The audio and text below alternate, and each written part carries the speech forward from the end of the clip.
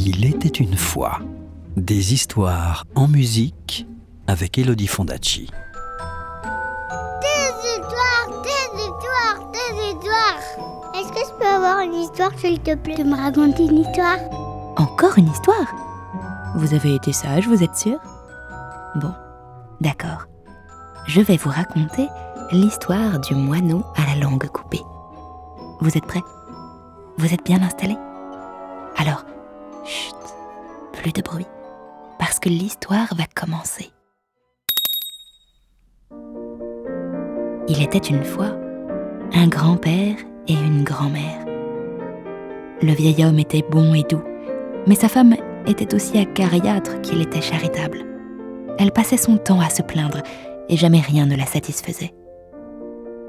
Tous les jours, le grand-père allait dans la montagne ramasser du petit bois pour faire des fagots.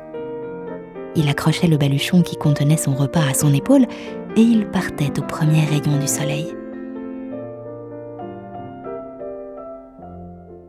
Un jour, qu'il était occupé à travailler, il entendit des pépiments épuisés, un faible cri de détresse. Il regarda autour de lui et il vit sur le sol un minuscule moineau blessé. Il était tombé du nid et il s'était cassé l'aile. Le grand-père se pencha et il recueillit l'oiseau dans sa vieille main.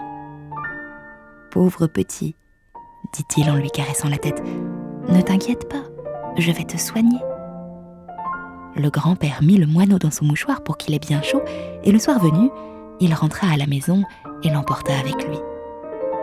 Mais quand sa femme vit le petit oiseau, elle se mit très en colère. « Il faut que tu sois fou! Nous charger de ce souci, mais comment allons-nous faire avec une bouche de plus à nourrir ?» Son mari l'apaisa. « Ne te fâche pas, je ne pouvais tout de même pas le laisser mourir. Je m'en occuperai moi-même et je partagerai avec lui mes repas. » La grand-mère eut beau maugréer, le grand-père tint bon, et le moineau resta avec lui. Il s'en occupa si bien qu'au bout de quelques semaines, le petit oiseau fut guéri. Très vite, le vieil homme et le moineau devinrent inséparables. Pendant la journée, le moineau voltait toujours autour du grand-père et il se perchait sur son épaule, sifflant un air joyeux dès qu'il avait du chagrin. Un jour, le grand-père dut aller à la ville et il laissa l'oiseau à la maison. Il lui recommanda de se tenir bien sage jusqu'à son retour. Mais ce soir-là, le vieil homme tarda à rentrer. Le petit oiseau commençait à avoir faim.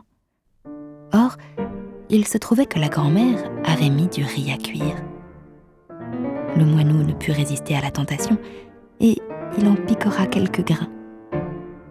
Quand la grand-mère s'en aperçut, elle entra dans une colère noire.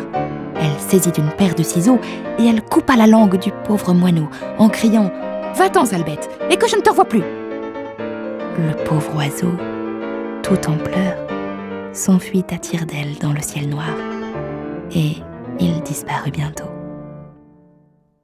Quand le grand-père rentra, il chercha partout son petit moineau, en vain. Alors, au désespoir, il saisit son bâton et, prenant un chemin au hasard, il partit à sa recherche. Le vieil homme marcha des jours et des nuits. Il gravit des montagnes, il passa des rivières, il traversa des forêts de bambous, jusqu'à ce qu'enfin, il trouva le nid du moineau. Ils furent si heureux de se retrouver qu'ils versèrent tous les deux quelques larmes de joie. « Moineau, dit le vieil homme, grand-mère a été bien méchante avec toi. Pardonne-moi, je t'en prie. » Mais le moineau avait grand cœur et il avait déjà pardonné. Le grand-père resta quelques jours auprès de son fidèle compagnon, puis l'heure vint de regagner sa demeure. Au moment de son départ, le moineau lui apporta 2 coffres, un grand coffre aux couleurs éclatantes et un petit coffre gris. « Mon ami, dit le moineau, tu as été bon et patient envers moi. Je souhaite te faire un cadeau. Je t'offre un de ces 2 coffres en souvenir. Lequel veux-tu, le grand ou le petit ? » Le vieil homme remercia le moineau et il lui dit qu'il allait prendre le petit. Il était âgé et fatigué, et il ne pourrait certainement pas ramener le plus gros sur ses épaules jusqu'au village. Il repartit donc avec la petite malle sur le dos, et il ne l'ouvrit qu'une fois rentré chez lui. Quelle ne fut pas sa surprise d'y trouver des diamants et des objets d'or et d'argent. Le vieil homme était émerveillé. Mais la grand-mère entra dans une terrible rage. « Tout cela pour toi !» pesta-t-elle. « Et pour moi, rien, alors que j'ai accueilli ce moineau sous mon toit. Quel ingrat !» Et, en claquant la porte, la vieille se mit en route vers la maison du moineau.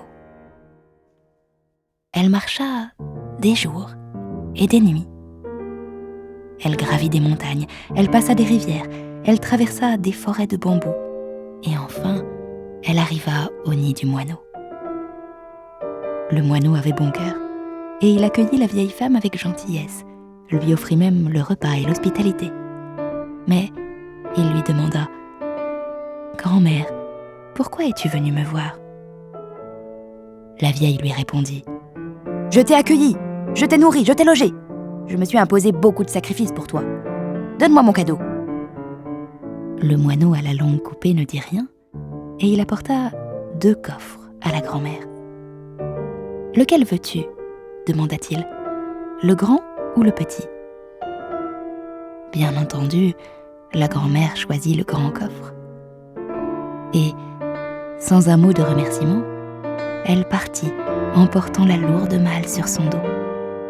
« Ne l'ouvre pas avant d'être chez toi !» l'avertit le moineau. Mais la grand-mère avait tellement hâte de contempler ses trésors qu'elle ne tint pas jusqu'à chez elle. Elle s'assit sur une pierre et elle ouvrit le coffre.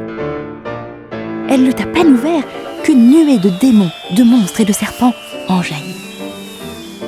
La grand-mère eut si peur qu'elle s'enfuit à toutes jambes. Et à ce qu'on raconte, elle court encore.